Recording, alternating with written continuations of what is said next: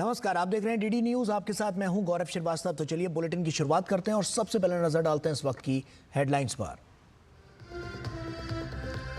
केंद्रीय गृह मंत्री अमित शाह 3 दिन के पूर्वोत्तर दौरे पर आइजॉल में असम राइफल्स की भूमि मिजोरम सरकार को हस्तांतरित। कहा, प्रधानमंत्री मोदी के नेतृत्व में हुई पूरी सालों पुरानी मांग। असम में लाचित बरफुकन पुलिस एकेडमी का भी किया उद्घाटन।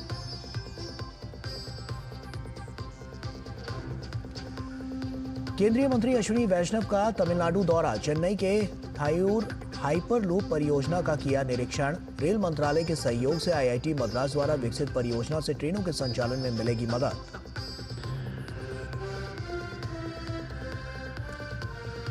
कर्नाटक में तेज हुआ तुष्टीकरण पर रण। सिद्धारमैया सरकार मुस्लिमों को देगी टेंडर में 4% आरक्षण। भाजपा ने कहा, वोट बैंक के लिए राहुल गांधी के इशारे पर लिया गया फैसला। कांग्रेस पर जिन्ना की राजनीति करने का भी आरोप।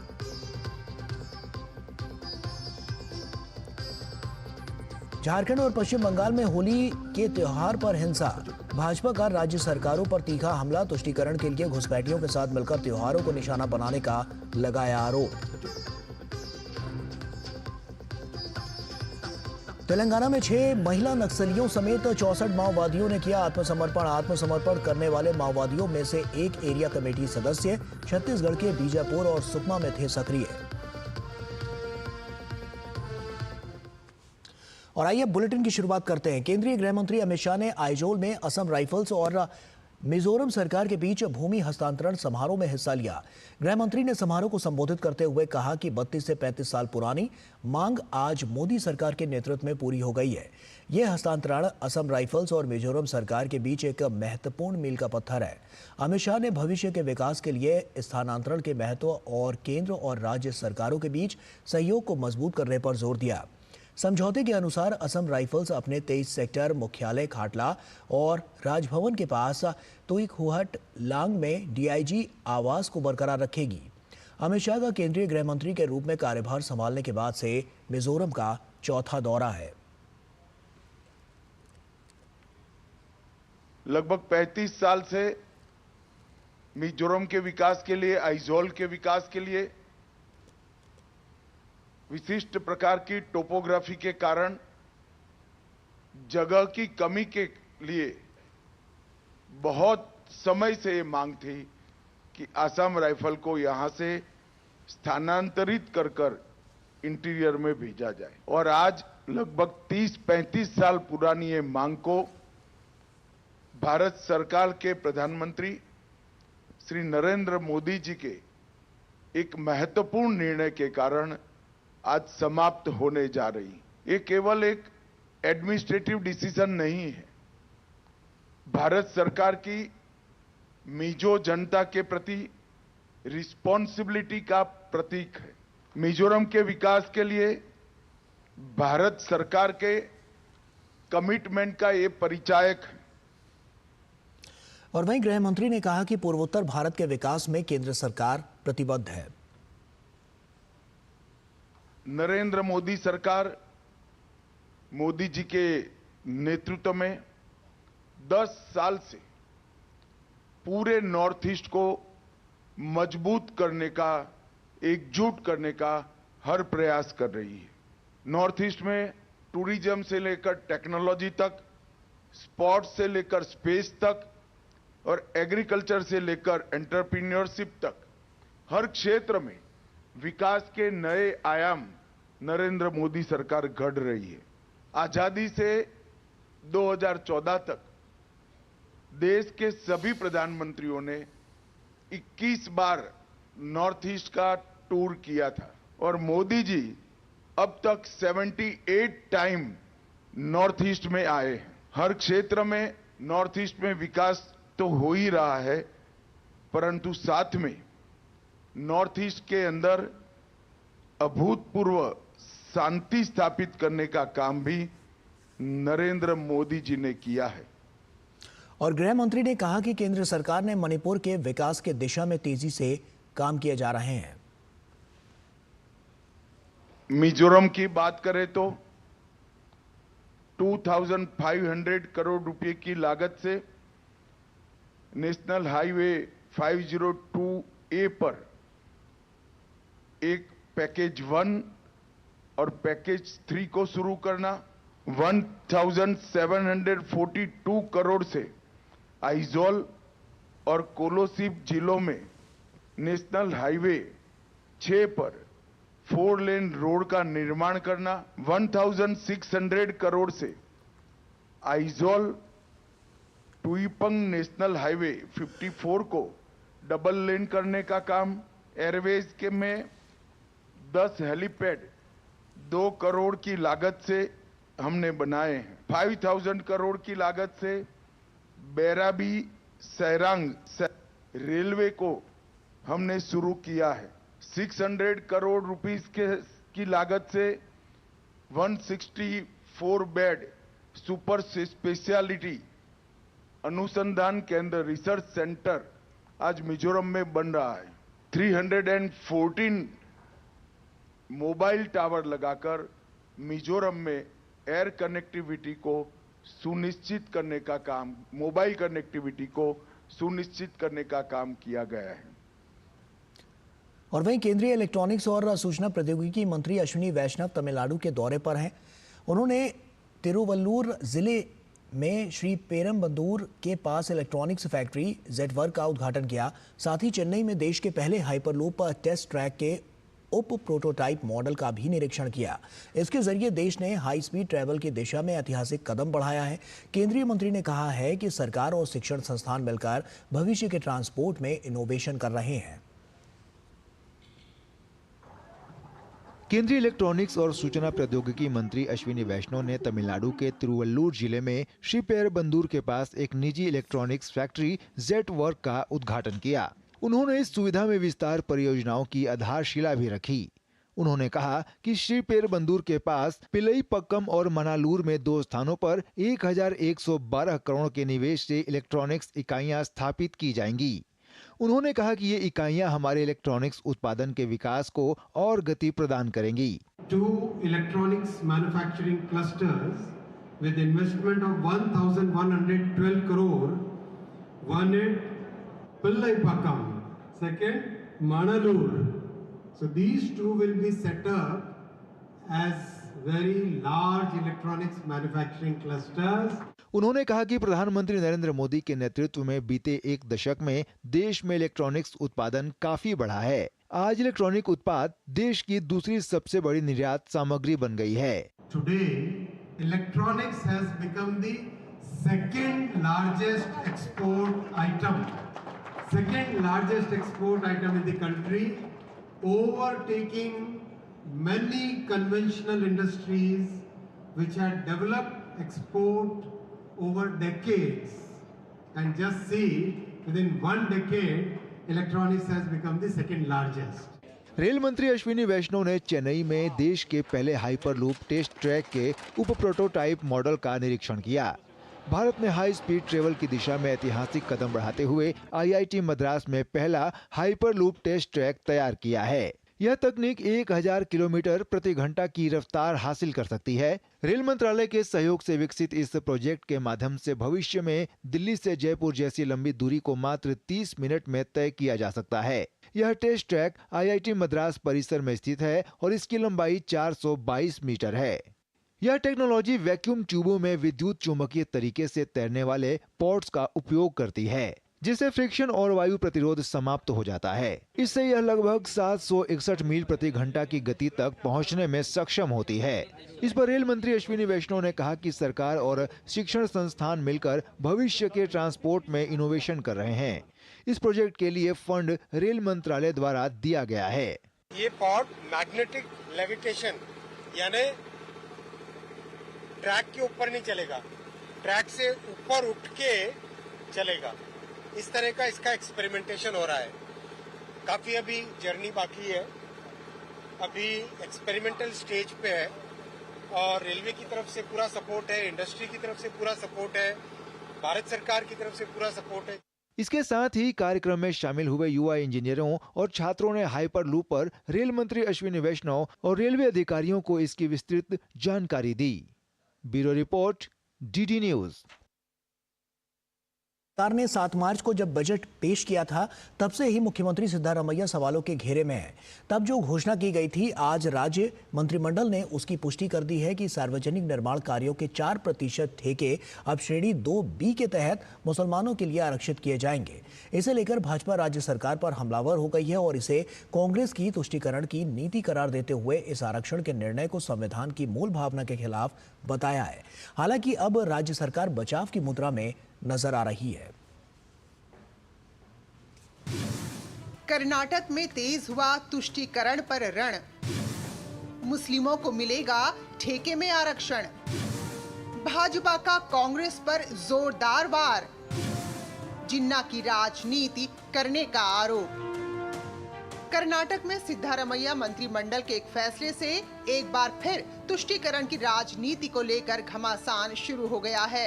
फैसले से आक्रामक भाजपा ने तो कांग्रेस पर जिन्ना की राजनीति करने का आरोप लगा दिया है।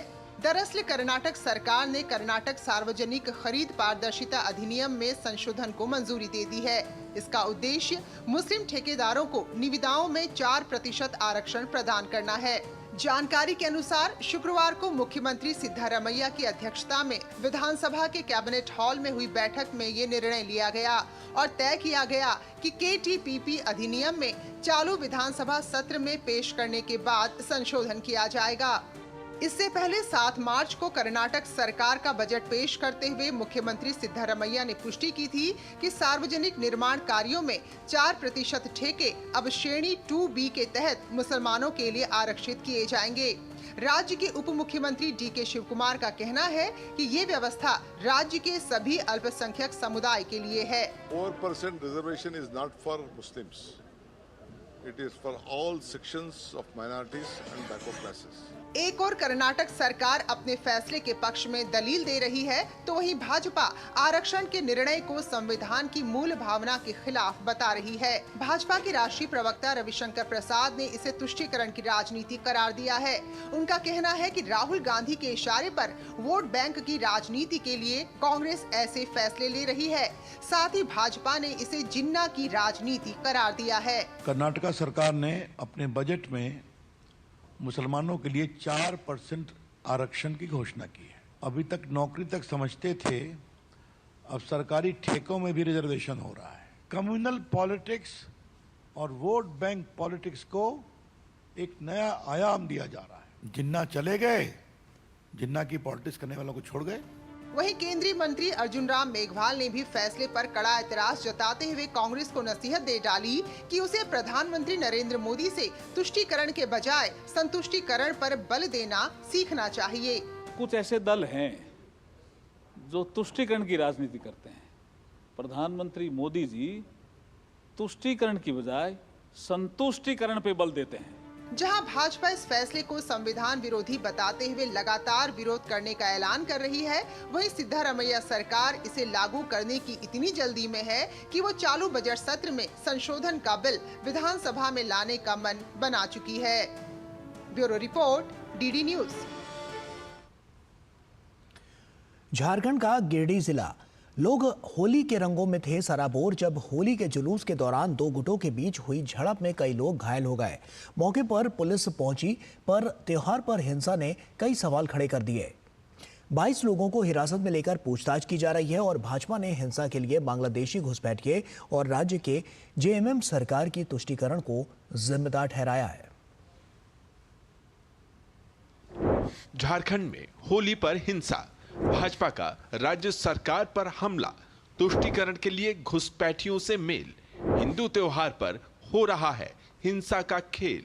झारखंड के गिरिडीह जिले में होली के दौरान हुई झड़प में शामिल आरोपियों की गिरफ्तारी के लिए पुलिस ने तलाशी अभियान शुरू कर दिया है और अब तक 22 लोगों को गिरफ्तार भी किया गया है।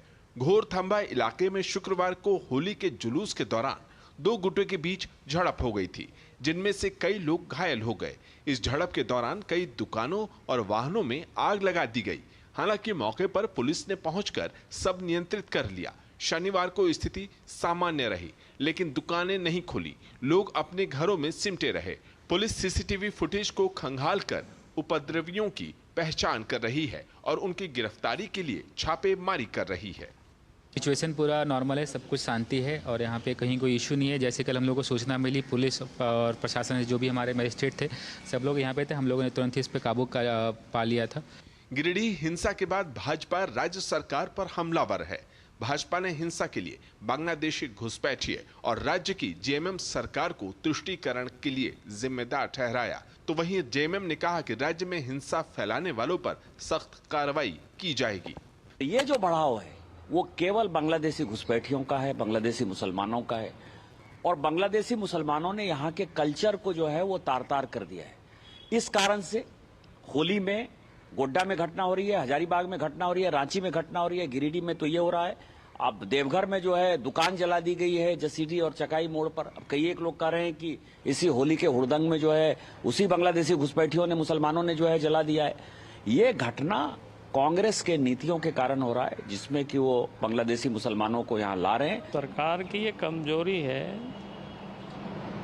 क्योंकि होली में लोग रंग खेलते हैं, अबीर खेलते हैं, गुलाल खेलते हैं, कोई डंडे लेकर के लोग निकलते नहीं है, लेकिन उसके ऊपर हमला करना, लाठी चला, उनके ऊपर पत्थर फेंकना, उनके दुकानों में आग लगा देना, ये तो तुष्टीकरण की पराकाष्ठा है। देखिए, घटना दुखद है, दुर्भाग्यजनक है। झारखंड में अमन, चैन, शांति पर एक चुनौती और जो कुछ बीमार मानसिकता वाले लोग हैं जो किसी भी तरफ प्रभोग करते हैं, धार्मिक उन्माद फैलाते हैं, दो धर्मों के बीच वैमनस्यता फैलाना, यही उनका काम है। गिरिडीह हिंसा पर उत्तर प्रदेश के मंत्री संजय कुमार निषाद ने कहा कि भाजपा शासित राज्यों की कानून व्यवस्था और दूसरी पार्टी के शासन में यही अंतर है। यूपी में पूरी तरह से शांति से होली निपट गई, तो वहीं झारखंड में हिंसा हुई। इस टाइम पर नमाज पढ़ेंगे, वहाँ कुछ भी नहीं होना चाहिए, और इस टाइम पर होली है, होली में भी कुछ नहीं होना चाहिए, नहीं तो जो जिस लायक होगा वहाँ चला जाएगा, हवा में जाने वाला हवा में जाएगा, और नहीं तो प्रदेश छोड़ना प्रदेश जाएगा, जेल जाना होगा जेल जाएगा। प्रशासन ने इलाके में शांति बहाली करने के लिए बड़ी संख्या में पुलिस बल तैनात कर दिए हैं। अब दोषियों को चिन्हित कर उनके खिलाफ कार्रवाई की जा रही है। Bureau report, DD news. Paschim Bangal में तो होली को लेकर राज्य सरकार के रवैये और निर्देशों पर पहले ही विभाजनकारी सोच के आरोप लग रहे थे, लेकिन बीरभूम में होली पर जो हिंसा की खबर आई उसे लेकर ममता बनर्जी सरकार पर पुलिस और प्रशासन पर निष्क्रियता का आरोप लग रहा है, क्योंकि तामलुक, नंदकुमार और कई अन्य जगहों पर भी झड़पें हुई हैं। भाजपा का आरोप है कि पश्चिम बंगाल सरकार सांप्रदायिक हिंसा की घटनाओं को छिपाने की कोशिश कर रही है। बीरभूम में होली पर हिंसा, इंटरनेट सेवा निलंबित, भारी पुलिस बल तैनात। भाजपा ने ममता सरकार पर साधा निशाना। क्या मामले को दबाने की हो रही है कोशिश? पश्चिम बंगाल के बीरभूम जिले के सैंथिया में होली पर दो समूहों के बीच झड़प के बाद स्थिति तनावपूर्ण हो गई। मामले में पुलिस ने 21 लोगों को गिरफ्तार किया है। राज्य सरकार ने अफवाहों को रोकने के लिए सैंथिया शहर और 5 अन्य निकटवर्ती पंचायत क्षेत्रों हटोरा, मठपालसा, हरिसरा, दरियापुर और फुलुर में 17 मार्च तक इंटरनेट सेवाएं निलंबित कर दी हैं। एक अधिकारी के मुताबिक सूचना मिलने के बाद पुलिस तुरंत मौके पर पहुंची और स्थिति को नियंत्रण में किया। उन्होंने बताया कि हिंसा में दोनों समूहों के कुछ लोगों को मामूली चोटें आईं और उन्हें चिकित्सा सहायता दी गई। अधिकारी ने बताया कि कानून व्यवस्था की स्थिति बनाए रखने के लिए क्षेत्र में अतिरिक्त बल तैनात किया गया है। इस पर भाजपा नेता और पश्चिम बंगाल विधानसभा में नेता प्रतिपक्ष सुवेंदु अधिकारी ने ममता बनर्जी सरकार की आलोचना की है और पुलिस पर विभाजनकारी और तुष्टीकरण की राजनीति करने का आरोप लगाया है। सुवेंदु अधिकारी ने कहा कि इंटरनेट सेवाओं पर यह प्रतिबंध न केवल राज्य में कानून और व्यवस्था की स्थिति के बिगड़ने का सबूत है, बल्कि प्रशासन की ओर से स्थिति को नियंत्रित करने में असमर्थता की स्वीकृति भी है। सिर्फ बीरभूम ही नहीं, पश्चिम बंगाल में तामलुक, नंदकुमार और कई अन्य जगहों पर झड़पें हुईं। पश्चिम बंगाल सरकार अपनी साख बचाने के लिए सांप्रदायिक हिंसा की घटनाओं को छिपाने की पूरी कोशिश कर रही है। मैं केंद्रीय गृह मंत्रालय और महामहिम बंगाल के राज्यपाल से आग्रह करना चाहूँगा कि वे राज्य में कानून और व्यवस्था की बिगड़ती स्थिति के बारे में पश्चिम बंगाल के मुख्य सचिव से रिपोर्ट मांगें। मुख्य सचिव को केंद्रीय गृह मंत्रालय और राज्यपाल कार्यालय को एक उचित रिपोर्ट भेजनी चाहिए, जिसमें पिछले कुछ दिनों में पश्चिम बंगाल में हो रही हिंसक घटनाओं का वास्तविक और ईमानदार विवरण हो। वहीं भाजपा विधायक अग्निमित्र पोल ने ममता बनर्जी सरकार पर तुष्टीकरण की राजनीति करने का आरोप लगाया, तो वहीं केंद्रीय मंत्री और पश्चिम बंगाल भाजपा अध्यक्ष सुकांत मजूमदार ने कहा कि पुलिस का इस हद तक राजनीतिकरण हो गया है कि पुलिस अपना प्रभाव खो चुकी है। पश्चिम बंगाल की पुलिस को ममता बनर्जी ने पूरी तरीके से खत्म कर दिया। ये जो प्रोफेशनलिज्म होता है पुलिस का, इसका पूरा खत्म पुलिस मंत्री ने, पुलिस मिनिस्टर ने, होम मिनिस्टर ने कर दिया। प्रशासन और ममता बनर्जी तुष्टीकरण का राजनीति कर रहे हैं। मैंने करते जाओ, हिंदू के ऊपर अत्याचार करते जाओ। बीरभूम जिले के सैंथिया में प्रशासन ने कुछ आरोपियों को पकड़ा है, बाकी की तलाश की जा रही है। लेकिन जिस तरह से इंटरनेट सेवा बंद की गई है, उससे ममता सरकार की मंशा पर भी सवाल उठना लाजमी है। Bureau report, DD news. और नई दिल्ली में आयोजित विश्व पैरा एथलेटिक्स ग्रां प्री में जहां भारतीय पैरा खिलाड़ियों ने शानदार प्रदर्शन करते हुए 134 पदक जीते, तो वहीं इस मंच ने देश के हजारों दिव्यांग बच्चों को आशा की नई रोशनी दी। देखिए एक खास रिपोर्ट। खेलेगा इंडिया तो खिलेगा इंडिया। देश में खेलों को लेकर बदल रहे माहौल के बीच अंतर्राष्ट्रीय मंच पर भारतीय पैरा खिलाड़ियों का शानदार प्रदर्शन देखने को मिल रहा है। अभी हाल ही में नई दिल्ली में आयोजित विश्व पैरा एथलेटिक्स ग्रांड प्री 2025 में भारत के पैरा खिलाड़ियों का शानदार प्रदर्शन देखने को मिला। पैरा खेलों का यह मंच न सिर्फ पैरा खिलाड़ियों के लिए यादगार रहा, बल्कि उन भारत के तमाम दिव्यांग बच्चों और उनके माता पिता के लिए भी आशा की एक नई किरण के रूप में सामने आया। जवाहरलाल नेहरू स्टेडियम के ट्रैक पर अपने सपनों को पंख लगाती ये हैं 7 साल की अम्मू। जन्म से ही दिव्यांग अम्मू की मां प्रीति का सपना उन्हें एथलीट बनाने का है और इसके लिए वो कोई कसर नहीं छोड़ना चाहती। विश्व पैरा एथलेटिक्स ग्रांड प्री में अम्मू की मां ने दिव्यांग खिलाड़ियों के प्रदर्शन को देखा तो उनके सपनों की उड़ान और ऊंची हो गई। मैं भी अपने बच्चे को, मेरी बेटी है, मैं इसको पैरा गेम में डालना चाहती हूँ, इसलिए मैं यहाँ लेकर आई एक बार देखने के लिए, नॉलेज मिले मुझे कि किस तरीके से यहाँ बच्चे का वर्क करते हैं, कैसे खेलते हैं। यहाँ ऐसे ऐसे जो विश्वास ही नहीं होता कुछ कर रहे हैं, मतलब किसी के पैर नहीं है, किसी के हाथ में इतनी प्रॉब्लम है, मतलब काफ़ी चीज़ें ऐसी देखने के लिए मिलती है, मतलब विश्वास ही नहीं हो रहा, वो लोग कर रहे हैं। और मुझे भी थोड़ी उम्मीद जगी है कि हाँ ये भी कुछ कर सकती है। फिर भारतीय पैरालंपिक समिति के अध्यक्ष देवेंद्र झाझरिया भी मानते हैं कि मैदान पर खेल देखने आए दिव्यांग बच्चे कल खेलों में भारत का परचम लहराएंगे। कई दिव्यांग पहले से ही आ गए हैं कि हमें टूर्नामेंट देखना है। कुछ चेन्नई से आए हैं कि इंटरनेशनल टूर्नामेंट हमें देखना है। जब उनके अंदर क्रेज है देखने का, वो कल खेलेंगे भी। मैं बिहाफ ऑफ पीसीआई प्रेसिडेंट बहुत खुश हूँ कि जो युवा है, जो डिफरेंटली एबल युवा है, वो अब स्पोर्ट्स की तरफ आना चाहता है, वो देश के लिए मेडल जीतना चाहता है। दिव्यांग खिलाड़ियों के जीवन को सुगम बनाने और उनके लिए काम करने वाली संस्था स्वयं की अध्यक्ष स्मिरू जिंदल ने भी प्रधानमंत्री मोदी के सुगम्य भारत अभियान को आगे ले जाने की बात करते हुए कहा कि अगर खिलाड़ियों के जीवन को सुगम बनाया जाए तो ये हर काम को कर सकते हैं। माननीय प्राइम मिनिस्टर जी ने एक अभियान शुरू किया है, सुगम्य भारत अभियान। उसके अंतर्गत ये चीज़ लोगों में जागरूकता फैली है कि सुगम्यता कितनी इम्पोर्टेंट चीज़ है और पैरा एथलीट्स के लिए ये एक जीवन जीने के लिए एक बहुत ही नॉर्मल चीज़ है। ये लग्जरी की बात नहीं है, एक जीवन को जीने की बात है। सरकार और गैर सरकारी संगठनों की भागीदारी के साथ पैरा खेलों में अप्रत्याशित बढ़ोतरी देखने को मिली है। जाहिर तौर पर विश्व पैरा एथलेटिक्स ग्रांड प्री जैसे मंच न सिर्फ खेलों के लिहाज से बल्कि खेलों में युवाओं की भागीदारी को बढ़ाने के लिहाज से भी उतने ही जरूरी हैं। सुशील कुमार की रिपोर्ट, डीडी न्यूज़। और इटली में चल रहे स्पेशल ओलंपिक शीतकालीन खेलों में भारतीय खिलाड़ी का ऐतिहासिक प्रदर्शन जारी है। स्पेशल ओलंपिक शीतकालीन खेलों में भारत की महिला टीम ने स्कीइंग और स्नो शूइंग में 2 पदक जीते, तो वहीं पुरुष टीम ने कई पदक जीतकर अपना दबदबा बनाया हुआ है। देखिए ट्यूरिन से डीडी न्यूज़ संवाददाता नारायण सिंह की ये विशेष रिपोर्ट।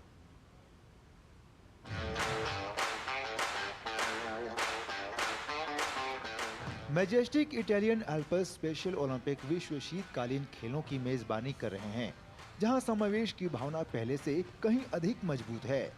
बर्फीले मैदान और ठंडी हवाओं के बीच कड़ी प्रतिस्पर्धा में भारत के विशेष एथलीट अपने शानदार प्रदर्शन के साथ इतिहास बना रहे हैं। भारतीय स्पेशल एथलीटों ने अल्पाइन स्कीइंग और स्नो शूइंग में अपने प्रदर्शन से हर किसी को प्रभावित किया है। महिला टीम ने अपनी ताकत और दृढ़ संकल्प का परिचय देते हुए स्नो शूइंग में 2 पदक जीते। विशेष ओलंपिक भारत के प्रतिनिधिमंडल के प्रमुख परीक्षित महदूदिया ने उनके समर्पण की प्रशंसा की। वहीं पदक विजेताओं ने भी अपनी जीत की खुशी व्यक्त की। These athletes are doing an amazing and a wonderful job, and they are performing greatly at the world stage. We are really very happy for them and very happy with their performance at this stage. खुश है, happy, very happy. Competition कैसा था इधर? काफी अच्छा था। अच्छा था। तो हरा के कितना मजा आया आपको? फर्स्ट 1 बाडोनेकिया में खेल और स्नोबोर्डिंग का रोमांचक मिश्रण देखने को मिला। इस बीच क्रॉस कंट्री स्कीइंग में भारतीय एथलीटों ने चुनौती का डटकर सामना किया। वहीं स्पेशल ओलंपिक के ग्लोबल मैसेंजर गिल्मर बोर्ग ने लोगों को एक साथ लाने में खेलों के प्रभाव पर प्रकाश डाला। Despite not having so much snow, they are here winning medals. So they are showing that despite the conditions, they are still giving their all, and that is what Special Olympics is all about. Special Olympic विश्व शीतकालीन खेलों के snow shooing में भारत की पुरुष team ने कई पदक जीतकर अपना दबदबा बनाया। Special Olympic world winter games ने साबित कर दिया है कि क्षमता सीमाओं से नहीं बल्कि साहस से परिभाषित होती है। नारायण सिंह की रिपोर्ट, डीडी न्यूज, इटली। और इसी के साथ फिलहाल इस बुलेटिन में इतना ही। दीजिए इजाजत, नमस्कार।